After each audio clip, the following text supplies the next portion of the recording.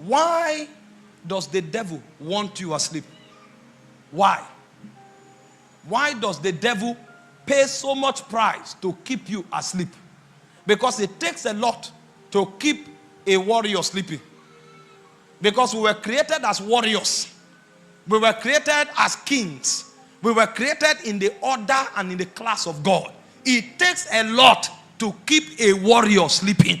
Why does the devil go through the pain and spend so much resources to keep you asleep? I'll give you 3 reasons. Number 1, because his programs can only be instituted when you are asleep. When you are awake, the agenda of the devil is truncated. The devil cannot work if we are awake. The Bible said, why men slept, it said the enemy came and sowed tares amongst the wheat. The grasses cannot be planted when you are awake. Now, the Bible said before we were formed in our mother's womb, it said God knew us. He ordained us for a specific purpose. Now, what the Bible is talking about is a reality that took place before earth was created.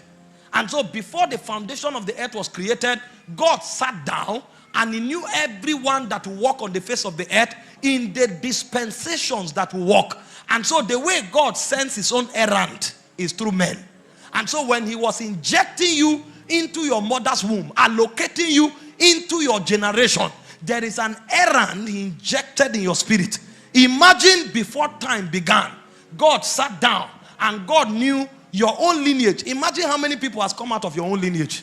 Your lineage alone, you may be the 100th generation. And in every generation, the number increased. And God sat down and injected programs into every one of us. And at the right dispensation, he transports us through the gate of the womb into time. And the devil knows that he doesn't have power to go into the studio of eternity where destinies are created. Because the devil himself is a created being. He is limited. No matter how smart he is, he cannot pass into eternity and enter the studio. There is a place called let us make man in our own image. Genesis 1:26 is a spiritual location. It's a studio where only the Godhead is permitted to enter. Even angels don't go there. Because the wisdom required to put your DNA together, only God has access to it. Angels don't go there. No being goes there. Only God has the power to travel back into time and enter into a studio that is eternal to couple you together. Your brain alone has more than 1 billion neurons. Your brain.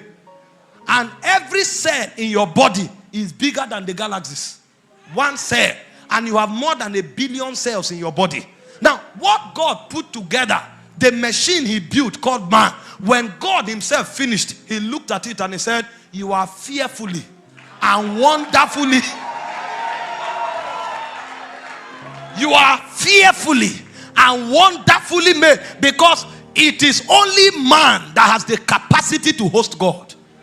Before man came, God was looking for a dwelling place. He said, where is the place of my dwelling? Even heaven cannot accommodate him. He said the earth is his footstool. But when he created man, he said, let him be my image and my likeness. And when Christ came to model the first man, he said he pleased the Father that in him should all fullness dwell. So the fullness of the Godhead dwells in Jesus bodily. And when you were created, the Bible said, this is the mystery of the age. Christ in you, the hope of glory. So the fullness of the Godhead is in Christ, and then Christ is in you. Who are you? The God that the heaven can accommodate, the earth can accommodate, he is in Christ, and then Christ is in you. Who are you?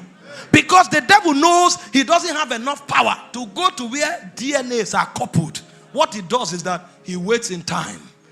And so when the man comes into time, what he does is that he gives him a sedating agent. And so when the man takes it, the man falls asleep. And so now he comes to edit the program of God. So he said, why men slept, the enemy sowed tares in the midst of the wheat. When you came into the world, you were ordained a prophet. But while you were sleeping, the devil changed your destiny and turned you to a soothsayer.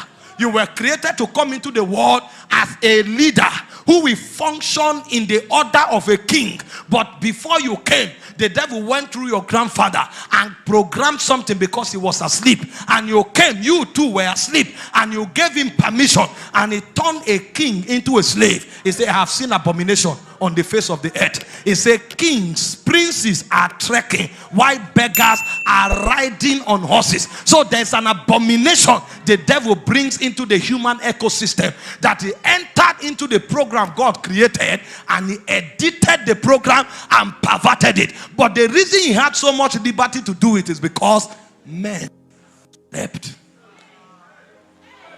Men slept. So a warrior can become a victim. A king can become a servant. A prophet can become a fornicator. And a ruler can become a slave, because men slept.